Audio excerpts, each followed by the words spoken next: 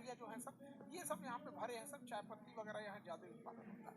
तो ये अरुणाचल प्रदेश की ज्योग्राफी थी, इसको समझ लिया। अब हम लोग आते हैं करंट सिनेरियो पे। हम अरुणाचल प्रदेश को देखते हैं तो ये स्ट्रेटेजिक रूप अर्थात सामरिक रूप से महत्वपूर्ण है, देश की सुरक्षा के लिए जरूरी है। हम पाकिस्तान की ओर देखते हैं तो लाइन ऑफ कंट्रोल है, वही अरुणाचल प्रदेश चाइना के साथ देखेंगे तो लाइन ऑफ एक्चुअल कंट्रोल है। लाइन ऑफ एक्चुअल कंट्रोल भी कई पार्ट में, कुछ इस पार्ट्स में है यहाँ पर और कुछ इस पार्ट में है।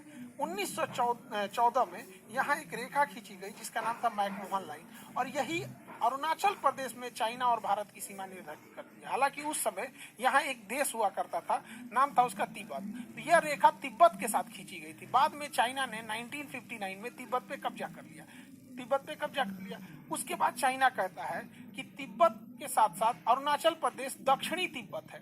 तो भारत को बोलना चाहिए कि भैया तिब्बत ही तुम्हारा नहीं है, जब बेटा तुम्हारा नहीं तो तुम पोता पे क्लेम कैसे कर सकते हो? तो तिब्बत ही तुम्हारा नहीं है तो तुम कैसे कह सकते हो कि दक्षिणी तिब्बत, साउदर्न तिब्बत अरुणाचल प्रदेश है? लेकिन हम लोग चाइना के मैटर पे मुंह मोए हो जाते हैं, यहाँ पे गड़बड़ा जाता है, बोल ही नहीं पाते हैं लोग। तो भारत कहता है कि अरुणाचल प्रदेश हमारा नहीं, अरे उसको छोड़ो, अरुणाचल प्रदेश किसका है नहीं, तिब्बत तुम्हारा नहीं है यहाँ पर। तो चाइना का कहना है कि ये दक्षिणी तिब्बत है, हम लोग का कहना है नहीं भैया मैकमोहन लाइन के तुम उस पार जाओ। बार बार चाइना इधर एग्रेशन दिखाता है, कुछ कुछ एरिया पे कब्जा करते हुए चला जाता है। हालांकि भारत सरकार अभी काफी सजग हुई है। 1962 के साइनो इंडिया वार, चाइनीज को साइनो भी बोला जाता है, जिस तरह पाकिस्तानियों को प्यार से आतंकवादी बोला जाता है और आयरलैंड वाले को आयरिश बोला जाता है, उसी तरह से चाइना वाले को साइनो बोला जाता है। तो साइनो इंडिया वार 1962 में हम लोग बड़ा बुरी तरह से हार गए थे चाइना से। उसी समय चाइना ने हमारा ये एरिया कब्जा कर लिया जिसका नाम है अक्साई चीन। तो चाइना ने ये एरिया को कब्जा कर लिया, अक्साई चीन को। साथ ही साथ चाइना ने इस तवांग को भी कब्जा कर लिया था, इस कोना को, हालांकि वापस कर दिया बाद में चाइना यहाँ से।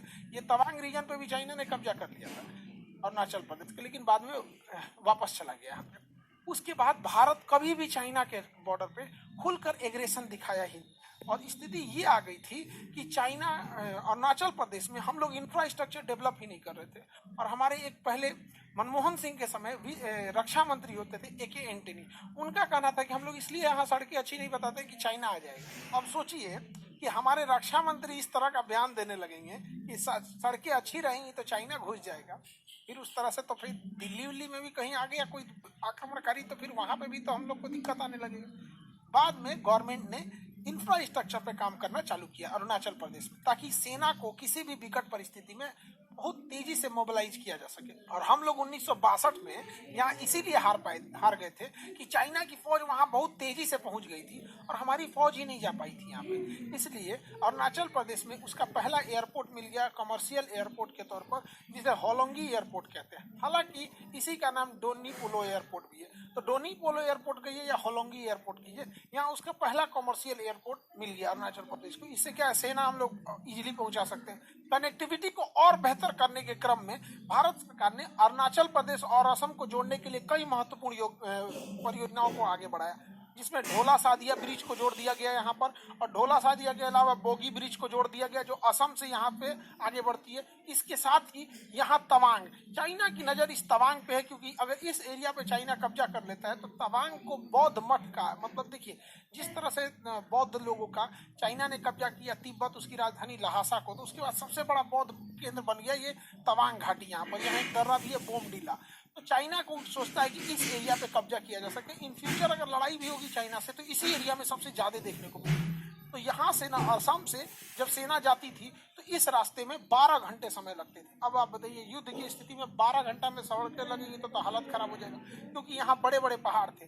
अब पहाड़ को घूमने में टाइम लगता है, उसके बाद बर्फ जब गिरने लगेगा तो हम जा नहीं सकते। इसलिए इसमें ना 2 सुरंगें बना दी गई, 1 किलोमीटर और 1.5 किलोमीटर लंबे पहाड़ को काट के, सेला टनल। उसी टनल का नाम है सेला टनल, जो इसके बीच में पहुंचती है यहाँ पर। सेला टनल से हमें काफी फायदा होगा, क्योंकि कितनी भी बर्फबारी हो, पहले बर्फबारी होती थी तो ऐसे गाड़ियां जम जाती थी, कोई जा ही नहीं सकता था, तो कनेक्टिविटी हमेशा के लिए नहीं रहती थी। तो इसे सेला टनल का उद्घाटन कर दिया गया, नरेंद्र मोदी ने सेला टनल का उद्घाटन कर दिया।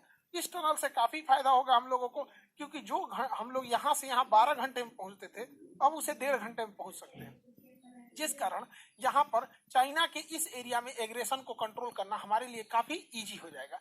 इसके अलावे सरकार ने और बेहतर कनेक्टिविटी बढ़ाने के लिए चाइना के पास 44,000 करोड़ रुपए के सड़क परियोजनाओं को मंजूरी दे दिया। और इन सड़क परियोजनाओं में 2 सड़क परियोजना सबसे महत्वपूर्ण है। एक परियोजना है frontier highway. Frontier highway Tawang के पास से शुरू होता है और पूरा चाइना बॉर्डर के पास ये जो मैकमोहन लाइन है इसके पैरेलल चलते हुए और यहाँ म्यांमार के बॉर्डर पे जाके खत्म होता है।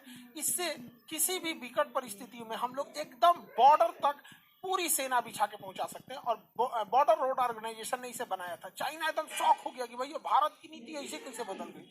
इसके अलावे अरुणाचल प्रदेश में एक